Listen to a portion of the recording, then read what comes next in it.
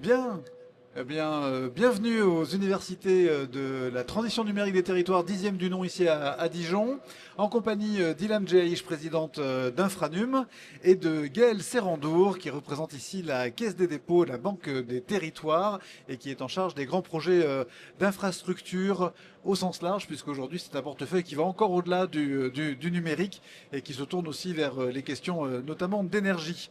Vous êtes ici pour bien sceller une union, si j'osais. Bon, un partenariat, ce sera déjà bien pour commencer. Il y a des relations historiques entre la Banque des Territoires et Infranum, anciennement la FIRIP, et on s'inscrit dans la prolongation, mais vous allez nous raconter ensemble ce que vous avez mis dans cette convention et ce que vous allez engager avec ce partenariat. C'est à vous. Je commence. Je peux T'en déjà te prie, parler Ilham. un peu de l'historique, parce qu'en fait, c'est un partenariat qui vient renforcer, on va en parler juste après. Depuis plusieurs années, Infranum et la Banque des Territoires avancent ensemble. Alors comment? Elles avancent ensemble dans un sens où elles documentent, elles sécurisent, elles accompagnent les transformations numériques des territoires. Et depuis plusieurs années, la Banque des Territoires, avec Infranum, a mis en place des observatoires de référence, des études qui ont été nécessaires pour continuer à observer, à évaluer le plan France Très Haut Débit, mais aller plus loin. Et donc ces différents observatoires de référence, vous les connaissez, toutes et tous. Je parle par exemple d'observatoires et d'études sur la résilience. On a fait des observatoires sur la cartographie des emplois. On a fait aussi des guides pour les collectivités. Et donc notre coopération, finalement, elle a toujours eu le même objectif, donner aux territoires les moyens de réussir leur transition numérique. Et c'est le trait d'union très très fort entre la Banque des Territoires, d'où le mot territoire dans Banque des Territoires, et Infranum. On aurait pu s'appeler Infranum des Territoires. Merci Ilham pour l'invitation ici à Dijon. Et en effet, tu as rappelé que ce que nous allons sceller dans quelques instants, c'est une prolongation d'un partenariat établi depuis de nombreuses années et même depuis l'installation de ce qu'était la FIRIP à l'époque, avec l'appel d'Aurillac, où la Caisse des dépôts était déjà présente aux côtés des fondateurs qui ont créé le rassemblement de la fédération professionnelle. Et pour appuyer ce que tu as indiqué sur les travaux qu'on a menés ces dernières années et qu'on veut continuer à réaliser pour les années qui viennent, je trouve intéressant de noter que notre coopération, elle s'est faite, et puisque nous sommes une banque, on pourrait s'attendre à ce que nous ne soyons que dans le réflexe financier, mais en fait, notre coopération, elle est surtout là, et elle a été dès le départ sur l'extra-financier. Quel est l'impact de ces réseaux, quel est l'impact de ces infrastructures dans les territoires, en termes d'emploi, en termes de connectivité des entreprises, comment cela rejaillit sur la qualification. C'était l'Observatoire du très haut débit, très historique, qui s'est transformé désormais ces dernières années avec l'Observatoire de la transition numérique des territoires, et où on adresse deux nouveaux sujets ensemble, comme la mobilité électrique, comme la résilience, le renforcement des réseaux, qui étaient des sujets qui n'étaient pas forcément traités, évidemment, il y a 10 ans.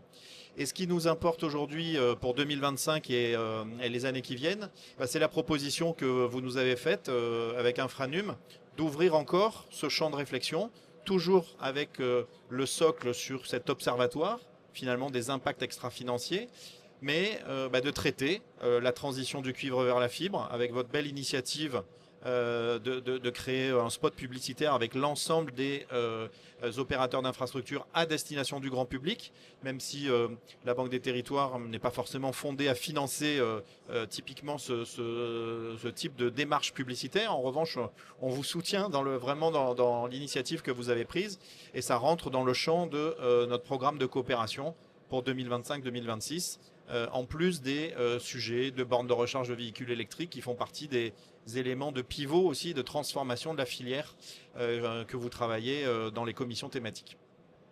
C'est une commission qu'on a lancée cette année, solution d'énergie pour les territoires connectés. Et donc, finalement, la Banque des Territoires, elle continue à renforcer son partenariat parce qu'elle traduit aussi une vision commune, qui est de consolider nos infrastructures numériques. On l'a vu ce matin dans le terme de résilience, évidemment, en termes de pérennité, en termes de qualité de réseau, en termes d'accompagner nos acteurs, nos membres et l'ensemble de l'écosystème public-privé dans l'extinction du cuivre et dans tous les enjeux qu'il y a derrière. Mais aussi, dans la Banque des Territoires et dans l'Infranum, il y a aussi l'exigence, l'ambition de de toujours se poser la question de où est-ce qu'on doit aller demain.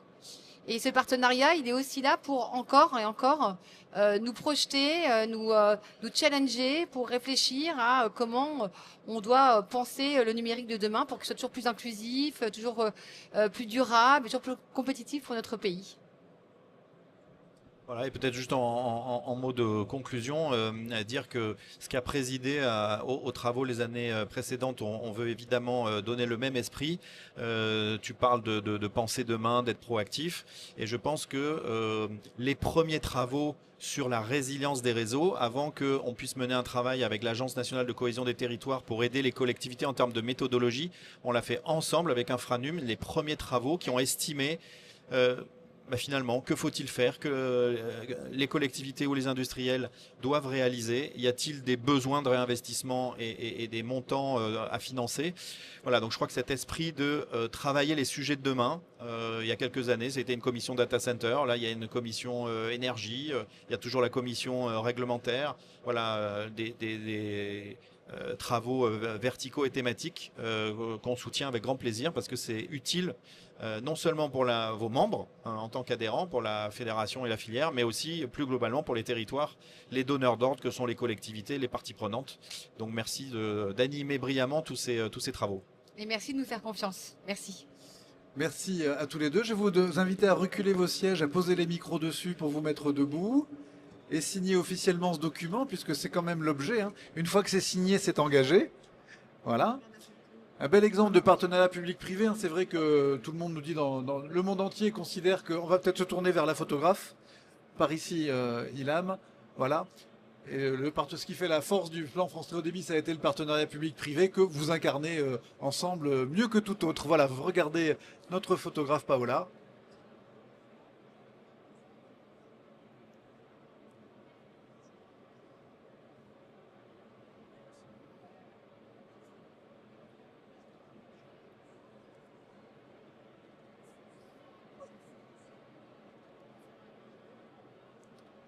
Et voilà, les deux exemplaires sont signés, c'est parfait, donc chacun le vôtre. Formidable, merci beaucoup à tous les deux.